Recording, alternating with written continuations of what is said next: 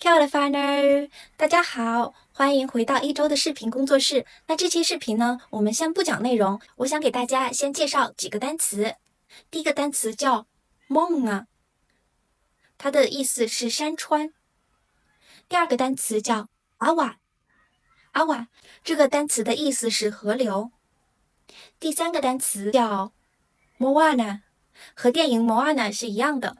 Moana 是大海、海洋的意思。下面一个词叫 Waka， 是船、交通工具或容器的意思。比如说我的名字一周，给大家解释我的名字的时候，我都会告诉他们我的名字是 Waka 的意思。那下面 Haina 这个词呢，是中国的意思。下面一个词 Matua 是爸爸以及和爸爸同辈或同龄的男性的统称，比如说舅舅、叔叔、大伯。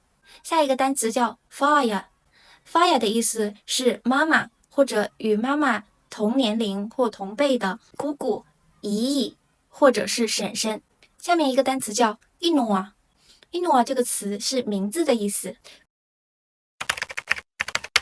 根据这期的视频内容和单词，大家可以猜一猜我们下期要讲什么内容呢？如果你也喜欢毛利语或毛利文化，欢迎点赞、订阅或关注我的频道。我们这期视频就到这里了，Kakiteano。